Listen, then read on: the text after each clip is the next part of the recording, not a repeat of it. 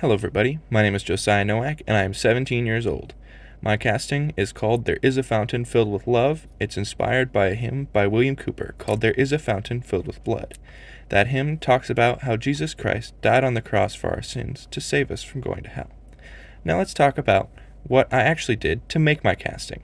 The first step was to use a mold I got for Christmas to cast some hearts. These hearts are made from scrap aluminum that I had lying around, either engine blocks or bricks that I had cast previously from aluminum cans or other similar things.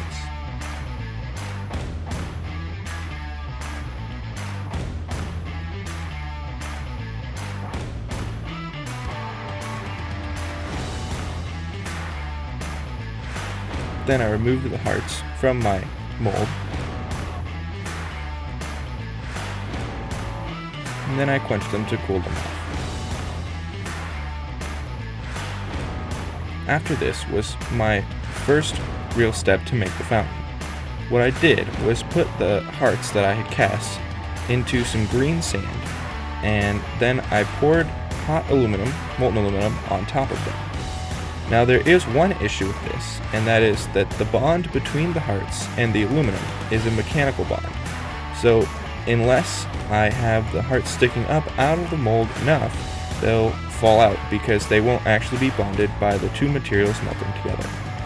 In my first casting, which you're seeing here, this is the top part of the fountain. I did not have that issue with the hearts falling out. The first one turned out pretty well.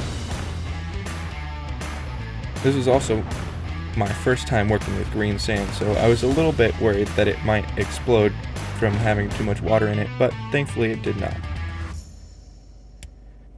As you can see, I probably should have had more material in my crucible, and I thought I had dumped it all out, and that's when I went to go set it down, but then I realized there's a little tiny bit left, and I poured it in, and I was able to mostly cover up the hearts, but it's not perfect.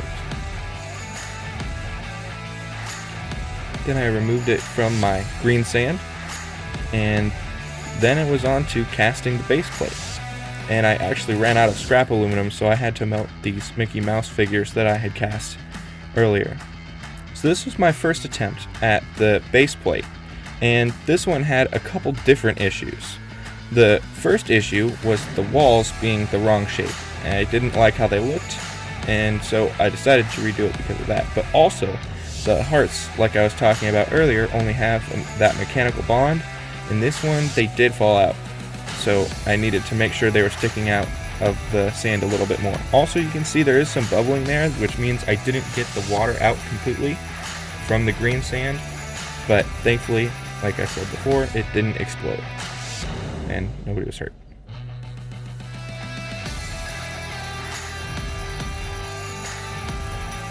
So I ended up breaking that one down to remelt it, and here's where I repoured it. Now to make the walls for both of these, the top piece and the bottom piece, I just used some bowls that I got from Goodwill, trying to keep this project cheap, and it worked out pretty well, I think.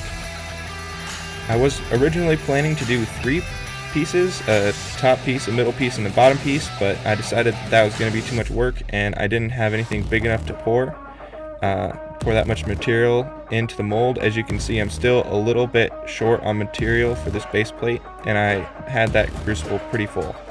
Technically it's a ladle, but we'll call it a crucible for the purposes of this video. So it's a little bit low in there. I should have had a little bit more, but it worked out in the end. I think it looked pretty good when we were done.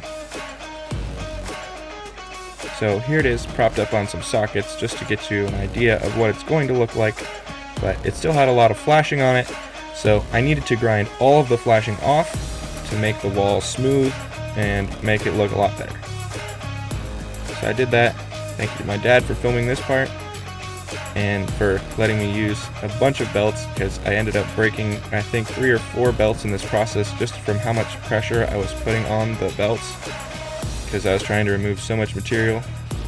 So I removed the majority of the flashing, and then I used a finer belt on that top part. The bottom part has not had the fine sanding yet. And here both of them have had the fine sanding, and it's propped up on a socket again, just to give you an idea of what it's going to look like when it's completely done. Then my dad helped me with this part. We drilled a hole in the middle part for a brass rod, or actually a bronze rod, that we're going to put in a little bit. We started out with a 1/2 inch drill and then a 1 inch drill. Technically these are end mills, and we used them on the milling machine. Dad drilled the bottom plate and I drilled the top plate.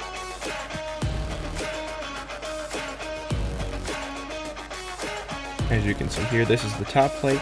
It's a little bit smaller than the bottom plate, and we had to do this one upside down because we wanted the hole in the bottom, which did make life a little bit challenging because it's not completely flat on the top, but we made it work. Here we started machining down that bronze rod that we're going to use to hold up the pieces that's going to go in that hole that we just milled. So we parted it and I dropped it, of course, yep, just like that, and I cleaned it up on the belt sander, and here is the finished product. Tell me what you guys think.